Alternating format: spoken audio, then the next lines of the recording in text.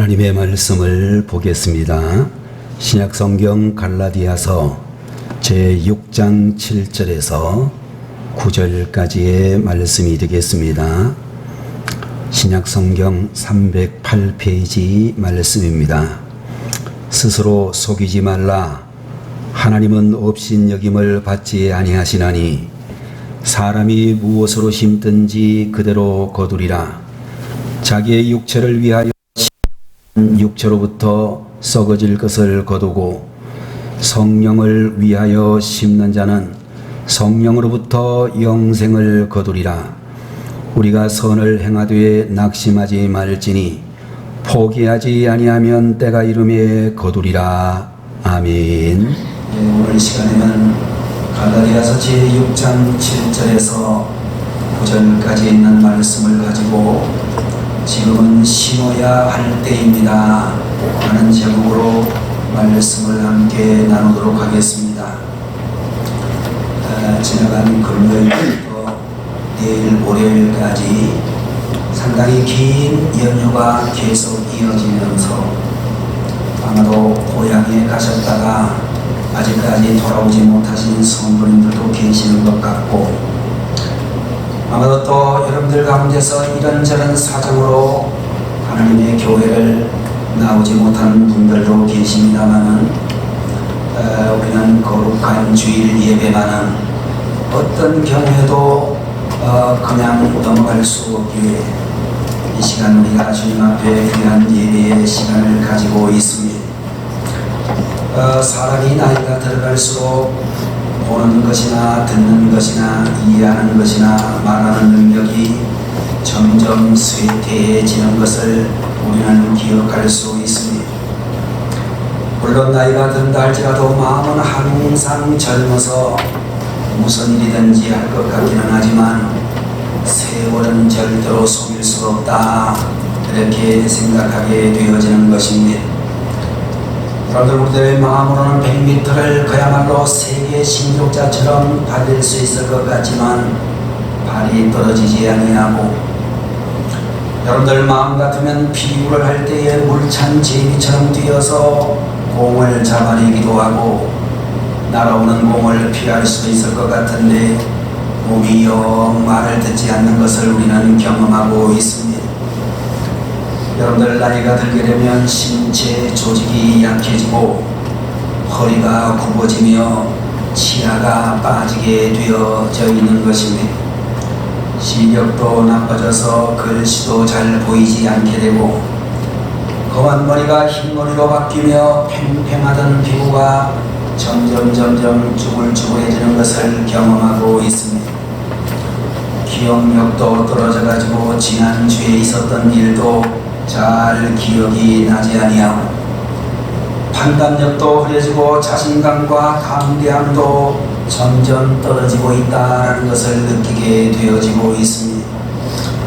인생을 사계절로 비유를 한다고 하면 어린 시절은 봄과 같고 청년 시절은 여름과 같으며 장년 시절은 가을과 같고 노년 시절은 겨울이라고 말할 수 있겠다, 그렇게 생각이 되어집니다. 테이프나 CD는 한번 들고 나서 다시 또 들을 수 있지만 우리 인생은 다시 돌릴 수가 없고, 드라마나 영화를 찍을 때에 잘못되면 다시 찍을 수도 있지만 우리의 인생이라는 드라마는 다시 찍을 수가 없을 것입니다. 전도서 제3장 1절과 2절에 있는 말씀을 보게 되면 범사에 기한이 있고 천하만사가 다 때가 있나니 날 때가 있고 죽을 때가 있으며 심을 때가 있고 심은 것을 뽑을 때가 있다 라는 이런 말씀을 우리는 성경을 통해서 들을 수가 있습니다. 자, 여러분들, 우리가 정말로 신앙생활을 하면서 우리의 나이가 굉장히 많이 지나갔구나 라는 것을 느끼게 되어집니다.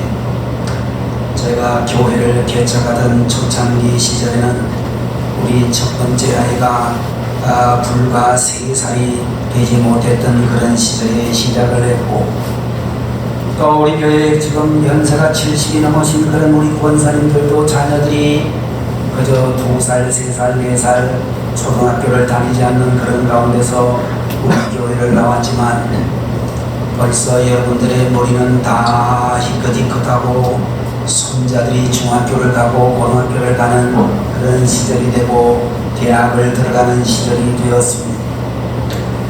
여러분들, 우리가 정말 오늘 본문을 자세히 보면서 우리 인생이라는 전체 농사에 있어서 몇 가지 농사, 인생 농사 원리를 발견할 수가 있는데, 첫 번째로는 파종의 원리를 알아야 된다라고 생각이 되어지는 것입니다. 자, 여러분들, 우리가 추수를 하려고 하면 반드시 심어야 하고, 우리가 정말로 얻으려고 하면 씨앗을 뿌려야 하며 심지 않으면 거둘 수 없다는 이 절대의 진리를 우리들은 잘 알고 있어야 될 것입니다. 어느 봄날에 한 농부가 씨를 뿌리기 위하여 뻘뻘 땀을 흘리면서 밭을 갈고 있었는데, 한참 밭을 갈다가 보니까 갑자기 숲속에서 노루 한 마리가 재빠르게 뛰어오더니 농부가 일하는 밭을 가로질러 뛰어가는 것을 보게 되었습니다. 이 농부는 밭 가는 것을 멈추고 노루가 뛰어간 곳으로 가보았더니 그 노루가 밭둑에 있는 나무를 머리로 들이받은 후에 죽어있는 것을 발견하게 되었습니다. 뜻밖의 횡재를 만난 농부는 그날 저녁 온 가족들과 함께 노루고기를 맛있게 먹을 수 있었습니다. 다음날 아침 농부는 밭을 갈기 위해서 밭에 나갔다가 가만히 다시 한번 생각을 해보니 굳이 힘들게 밭갈이를 할 필요가 없겠다, 그런 생각이 들게 되었습니다. 그래서 이 농부는 그날도 밭 가는 것을 그만두고 숲속에 몸을 숨긴 채 또 노루란 놈이 달려와 가지고 나무에다가 머리를 박고 죽기를 기다렸습니다. 그 다음 날도 날마다 이제 노루가 달려와서 나무에 부딪혀 죽기를 바라는 그런 마음으로 지나다 보니 여름이 지나가고 가을이 되었습니다.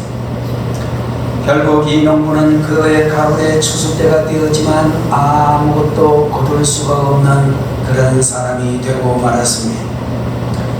교회 안에도 아무런 노력도 하지 아니하고 하늘만 쳐다보고 하늘의 축복만을 기다리는 성도들이 있을 수 있다라고 하는 것입니다.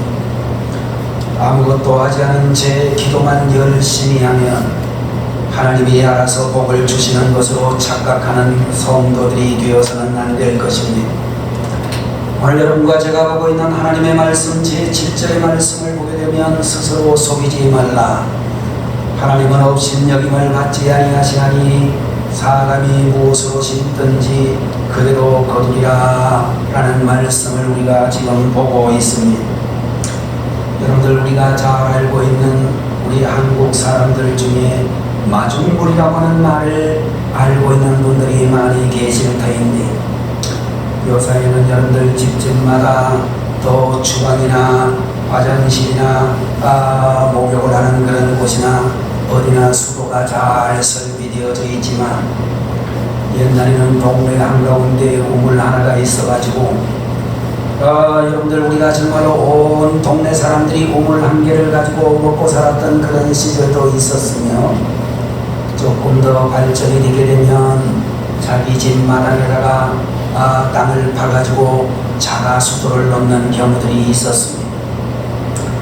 자가수도를 넣게 되면 펌프라고 하는 기구를 동원해가지고 거기다가 이제 우리가 물을 붓게 되는데, 한 바가지의 물을 펌프 속에다가 집어넣고 열심히 펌프질을 하게 되면 조금 있다가 콸콸 소리를 내면서 많은 물들을 우리가 얻게 되어지는데, 이 한 바가지의 물을 가리켜서 우리는 마중물이다, 그렇게 이야기를 했습니다. 땅 속에 있는 엄청나게 많은 물을 뿜어올리기 위해서는 반드시 마중물을 붓고 땀을 흘려야만 되었습니다. 농부들에게는 한 톨의 씨앗이 한 바가지의 마중물이라고 할 수가 있으며, 마중물을 부어야 물이 쏟아져 나오는 것처럼 농부가 씨앗을 심어야만 풍성한 열매를 거두게 되어질 것입니다. 창세기 제26장 12절에 있는 말씀을 보게 되면 이삭이 그 땅에서 농사하여 그의 백배를 얻었고 여호와께서 복을 주셨더라 라는 그런 말씀이 기록이 되어져 있는데, 많은 사람들은 이 성경 말씀을 보면서 이 이삭이 백배나 거뒀다라고는 부분만 초점을 맞추는 이들이 많지만, 그러나 이삭이 그 해에 많은 씨앗을 뿌리지 않았더라고 한다면 그는 결코 백배의 주수를 거둘 수가 없었을 것입니다. 여러분들, 내가 심을 때 하나님이 거두게 하시고 하나님께서는 우리가 심은 대로 얻게 해주시는 하나님이시라는 것을 기억하셔야 되겠습니다. 여러분들, 우리가 땅에 속한 복이든지 하늘에 속한 복이든지 요행으로 주어지는 복은 하나도 없다는 사실을 기억하시고, 복의 씨앗을 심어 복의 열매를 거둘 수 있는 하나님의 귀한 자녀들 되시기를 주님의 이름으로 축원을 드립니다. 두 번째로 씨앗의 원리를 알아야 한다라고 우리에게 말씀해 주시고 있습니다. 여러분들, 우리가 잘 알고 있는 속담 중에 콩 심은데 콩나고 팥 심은데 팥난다 라고는 그런 말이 있는 것처럼, 심은 대로 싹이 나고 거두게 된다고 하는 사실을 우리에게 잘 가르쳐 주시고 있습니다. 감자 씨를 심게 되면 감자가 나오게 되고, 배추 씨를 심게 되면 배추가 나오게 되고, 알타리 무 씨를 심으면 알타리 무가 싹이 나는 것을 볼 수가 있는 것입니다. 여러분들, 우리는 인생이라고 하는 이 농장에서 우리는 세 종류의 씨앗을 심어야 되는데, 첫 번째로 우리는 말의 씨앗을 잘 심어야 된다라고 말씀을 드릴 수 있을 것입니다. 여러분들, 우리나라에 있는 여러 사설 단체들 중에 노랫말 연구회라고 하는 그런 단체가 있는데, 여기서 발표한 내용을 보게 되면 가수들 중에 슬픈 노래나 비관적인 노래를 부르는 사람들을 보면 일찍 죽거나 끝이 안 좋은 것으로 그렇게 나타났다라고 보도를 해 주시고 있습니다. 일제시대 때 많이 활동하고 해방되고 초창기 활동을 했던 남인수라고 하는 가수는 1962년에 그가 부른 노래 눈감아 드리오리라고 하는 노래를 마지막으로 41살의 한창 나이에 그가 부른 그대로 눈을 감게 되었습니다. 목포가 출생시킨 유명한 가수 이난이라고 하는 분은 목포의 눈물이라는 노래를 불렀는데, 그 가사와 같이 슬픈 인생을 살다가 가슴앓이 병으로 49살에 세상을 떠났다라고 이야기하고 있습니다. 제가 중학교 시절에 들었던 분이라고 생각이 되어지는데, 차중락이라고 하는 가수는 낙엽 따라 가버린 사랑이라는 그런 노래를 불렀는데, 그 가사와 같이 찬바람이 부는 1968년도 가을에 29살 나이에 매 종량으로 낙엽 따라 가버리고 말았습니다. 가수 김정호라고 하는 사람은 님이라는 노래를 불렀는데, 그 가사를 보게 되면 간다 간다 나는 간다라는 말이 있는데, 그 가사와 같이 33살 젊은 나이에 정말로 가버리고 말았습니다. 여러분들, 민수기 제14장 28절의 말씀을 보게 되면 너희 말이 내 귀에 들린 대로 내가 너희에게 행하리니 라는 말씀이 기록된 대로, 사람이 무슨 말을 하든지 간에 그 말의 열매를 반드시 거두게 된다라고 성경은 말씀해 주시고 있습니다. 여러분들, 우리가 원망과 저주의 씨앗을 심으면 원망과 저주를 거두게 되고, 선한 말과 복된 말을 심으면 선한 열매와 복을 거두게 하시는 것입니다. 부정적인 노래를 부르면 부정적인 인생을 살게 되고, 긍정적인 노래를 부르게 되면 긍정적인 인생을 산다라고 하는 것입니다. 그런 의미에서 우리 성도님들, 선하고 복된 말을 많이 하실 수 있는 여러분들이 되셔야 되겠습니다. 두 번째로 우리는 행동의 씨앗을 잘 심어야 한다 라고 말씀을 드릴 수 있습니다. 미국 사람 J.C. 페인이라고 하는 분은 미국의 유명한 가부 중에 한 분인데, 이분이 젊은 날에 증권 파동으로 재산을 다 잃어버리고 병까지 얻어서 병원에 입원하게 되었습니다. 병원에서 늘 고통과 불안에 떨고 있던 이 페인이라고 하는 사람이 어느 날 병원 예배실로부터 찬송하는 소리를 듣게 되었습니다. 잠시 후 성경을 읽고 기도하는 소리를 들으면서 그는 새로운 인생의 정말로 힘을 얻게 되었습니다. 페인이라고 하는 분은 당시를 회상하며 고백하기를, 나는 찬송과 성경 말씀과 기도 소리를 들으면서 기적처럼 캄캄한 굴 속에 서서히 햇빛이 비치더니 나중에는 온 굴속이 밝아져서 마치 지옥에서 천국으로 옮겨진 것 같은 느낌을 체험했다 라는 그런 고백을 하고 있습니다. 그리고 그는 인생의 새 출발을 결심하고 다짐하면서 너희가 대접을 받고자 하는 대로 남을 대접하라 라고 하는 말씀을 그의 사업과 인생의 표로 정했다라고 이야기를 했습니다.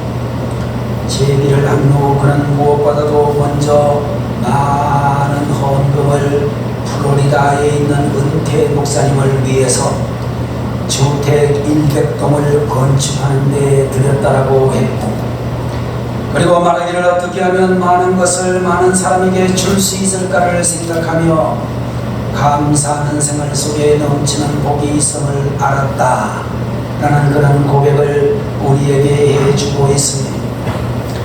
여러분들 사도행전 제10장 4절의 이하의 말씀을 보게 되면 이탈리아 부대라고 하는 로마 군대의 백부장 고넬료라고 하는 사람에게 내 기도와 구제가 하나님 앞에 상달되어 기억하신 바 되었다라고 말씀하고 있습니다.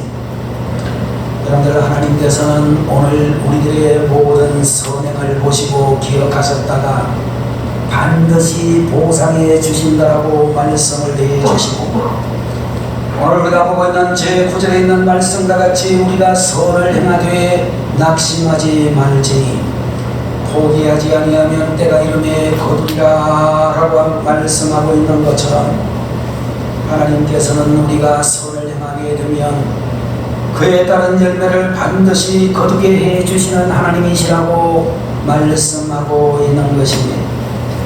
세 번째로 우리는 물질의 씨앗을 잘 심어야 된다라고 말씀해 주시고 있습니다. 여러분들, 우리가 구약 성경 말라기 3장 10절의 말씀을 보게 되면 만군의 여호와가 이르노라, 너희의 온전한 11조를 창고에 들여 나의 집에 양식이 있게 하고 그것으로 나를 시험하여 내가 하늘문을 열고 너희에게 복을 쌓을 곳이 없도록 붙지 아니하나 보라, 이런 말씀을 해주시고 있습니다. 여러분들, 우리가 물질의 씨앗으로 11조를 드리게 되면 하나님께서 복을 분명히 주시겠다라고 약속하고 계시며, 복을 주시는지 안 주시는지 시험까지 해보라고 우리에게 말씀해 주시고 있습니다. 여러분들, 11조를 드리는 것은 성도의 의무이며 축복의 비결이라고 분명히 말씀해 주시고 있는 것입니다. 여러분들, 우리가 잘 알고 있는 세계 제일 부자를 지냈던 록펠러라고 하는 사람은 철저하게 11조를 드리는 분으로 알려져 있습니다. 그가 소년 시절 너무 집안이 가난해가지고 공장을 다니면서 처음으로 주급 1불 5센트를 50센트를 받았습니다. 그 돈을 집에 계신 어머니에게 드렸더니 어머니께서 깨끗한 봉투를 가져오시더니 그 봉투 안에 15센트를 넣고 어린 꼬마 록펠러에게 말씀하시기를, 교회에 가가지고 예배 시간에 하나님께 드리라 그렇게 가르쳤습니다. 그때부터 그는 어머니로부터 배운 대로 정성껏 평생 동안 11조 생활을 정말로 계속했다라고 말하고 있습니다. 그가 말하기를 어린 시절 나의 첫 번째 주급은 1달러 50센트였는데 그때로부터 지금까지 철저한 11조 생활을 했다. 그랬더니 하나님께서 부어주시는데 나중에는 감당하지 못할 정도로 부어주셔서 지금은 11조를 계산하는 직원만 40명을 두어야 할 정도로 엄청난 부자가 되었다. 그렇게 그는 고백을 하고 있고 계속해서 록펠러는 말하기를 11조를 바치는 사람은 가난하게 사는 법이 없다. 하나님은 11조를 바치는 자에게 쌓을 곳이 없도록 복을 내려주시겠다라고 약속하시지 않으셨는가 라고 그렇게 이야기하고 있습니다. 여러분들 우리나라에 세계적인 유명한 화장품 회사들이 많이 있다라고 알고 있습니다만 우리나라에 있는 화장품 중에 참존 화장품이라고 하는 회사가 있는데 이 회사가 정말로 기능성 화장품도 많이 생산합니다만 세계적으로 알아주는 좋은 회사인데 이 회사의 사장은 김광석이라고 하는 회장님으로 송암교회를 다니는 장로님이신데 초신자 때부터 11조를 시험적으로 드렸다는 고백을 하고 있습니다. 성경에 하나님을 시험해보라라고 되어져 있는데 그대로 했습니다. 그때로부터 복을 받기 시작을 해서 나중에는 10의 2조를 드리고도 넘치는 복을 받았습니다. 라고 참전 화장품의 김광석 회장이 간증을 하고 있습니다. 여러분들 우리의 삶이 우리의 집안 경제가 너무 힘들어 정말로 고민 중에 계시는 때가 있으시다면 우리가 참으로 하나님 앞에 온전한 11조를 드리면서 하나님이 정말로 복을 부어주시는지 하나님을 시험해 볼 수 있는 여러분들이 되시면 좋겠습니다. 물질의 복을 받고 싶은 마음을 가지고 있다면 물질의 씨앗을 하나님 앞에 드려 헌신하는 여러분들이 되셔야 되겠습니다. 여러분들 하나님은 우리가 심은 대로 거두게 하시는 분이신 줄로 믿습니다. 우리가 정말로 다른 사람에게 증오의 화살을 쏘면 다른 사람도 증오의 화살을 보내고 다른 사람에게 따뜻한 미소를 보내게 되면 다른 사람도 나에게 따뜻한 미소를 보내는 줄로 믿습니다. 남에게 대접을 받고 싶으면 먼저 남을 대접하시는 여러분들이 되시고 다른 사람들로부터 칭찬받고 싶다면 다른 사람을 먼저 칭찬하시면 되겠습니다. 세 번째 우리가 심어야 될 때라고 하는 이 말씀의 제목 속에서 세 번째 원리는 분량의 원리를 알아야 된다고 생각합니다. 영국에 한 제과업자가 있었는데 그는 매일 아침 한 가난한 농부로부터 버터를 구입해서 빵을 만들어 팔고 있었습니다. 그런데 한 번은 납품받은 버터를 유심히 보니까 좀 양이 적어진 것 같다라는 생각을 하게 되었습니다. 며칠 동안 일일이 버터를 저울에 달아보니 추측한 대로 양이 부족했습니다.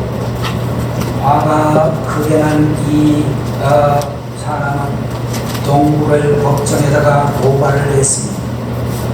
재판을 하던 중에 놀라운 진술이 나오게 되었는데 저울이 없었던 이 가난한 농부는 그 제과업자가 만들어가는 1파운드짜리 빵 무게에 맞추어 버터를 만들어서 납품을 했는데 나중에 알고 보니 제과업자가 이익을 많이 남기기 위해서 1파운드 무게의 빵의 양을 줄여서 만들었다가 자기의 이익을 위해서 빵을 줄이게 되었다가 그 빵에 맞춰 버터를 이렇게 납품을 하다가 보니까 적게 되었다. 그런 이야기가 되는 것입니다.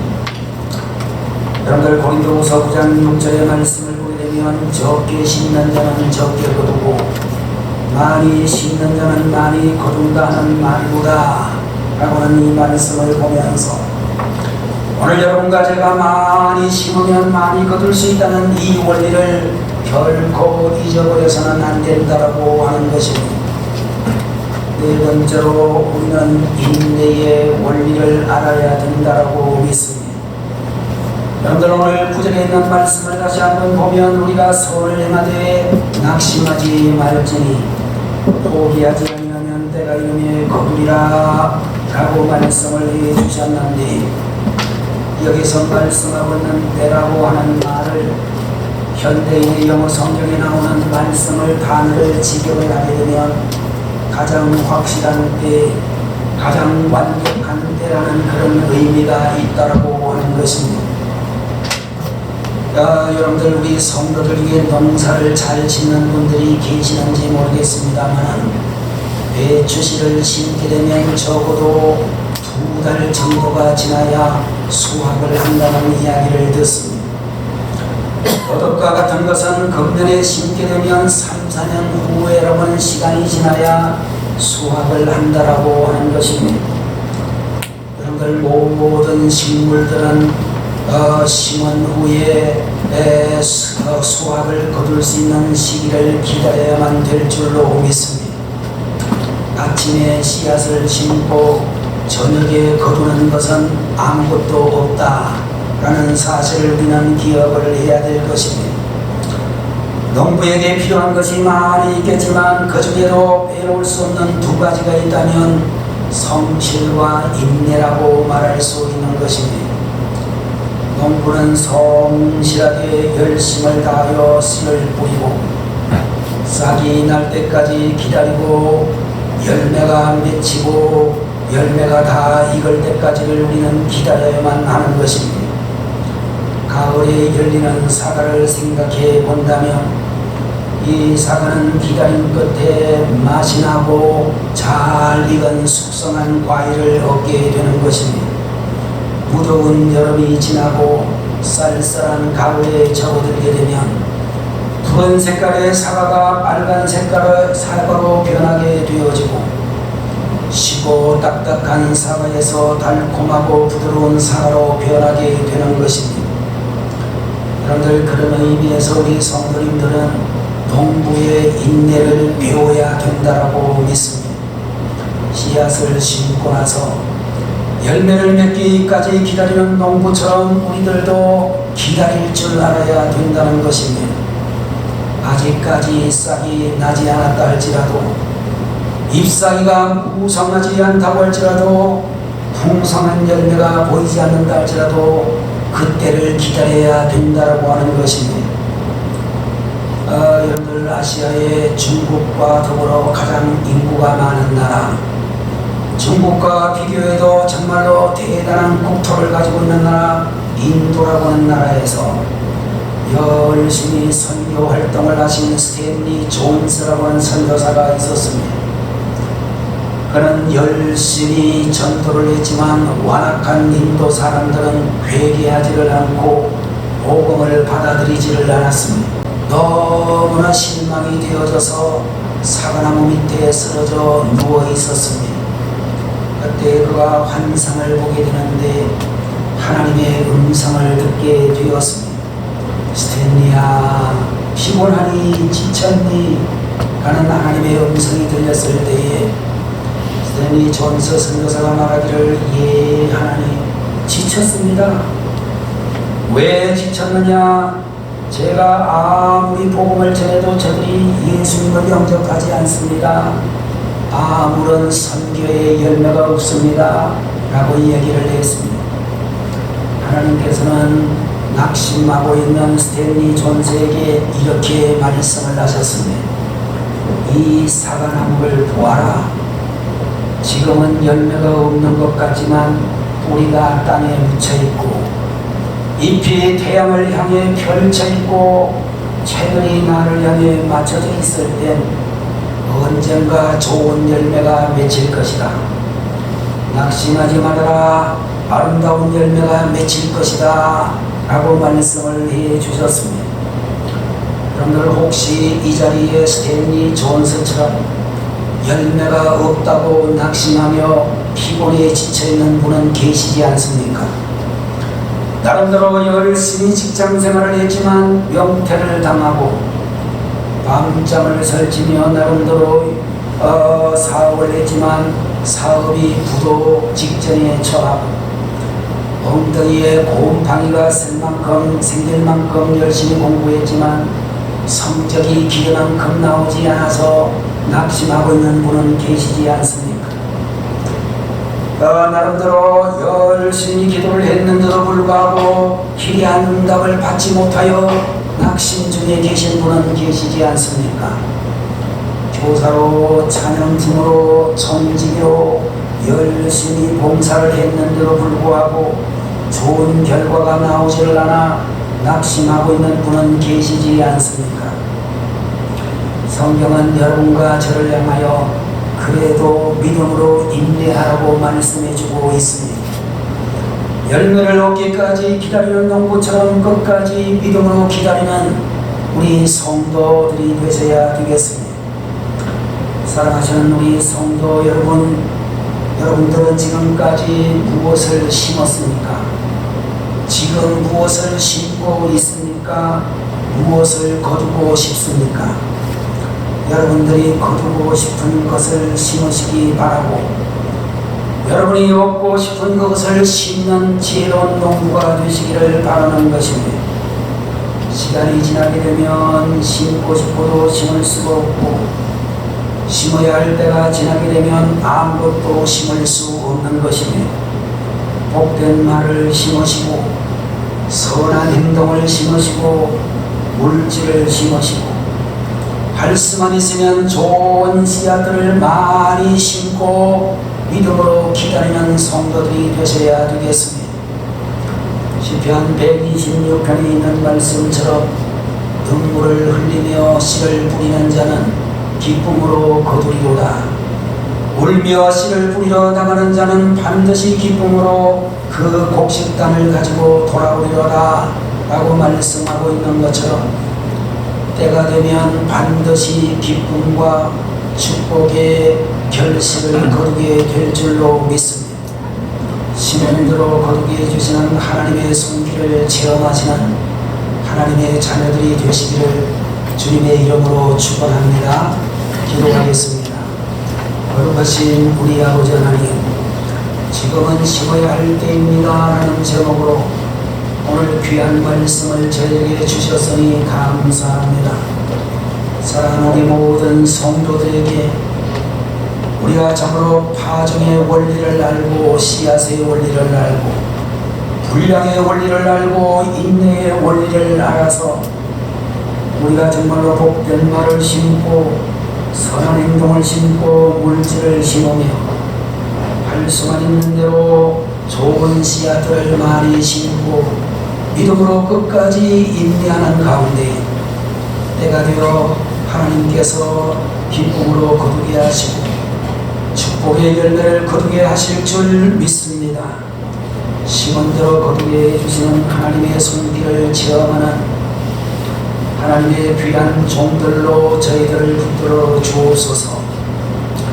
예수님의 이름으로 간절히 기도리옵나이다. 아멘. 다 같이 기도하겠습니다. 지금은 우리를 주위에서 구원하여 주신 우리 주 예수 그리스도의 무한하신 은혜와 하나님 아버지의 극진하신 그 사랑하심과 오늘도 저희들의 중심에 들어오셔서 감동 감화해 주시는 성령님의 놀라우시는 정의, 이 시간 주님 앞에 귀한 예배를 드리고 세상을 향해 믿음으로 나아가는 주의 백성들 머리 위에, 저들의 가정과 사업장 위에, 이 나라 대한민국 모든 백성들 머리 위에 지금부터 영원토록 함께 계시기를 간절히 축원하옵나이다. 아멘.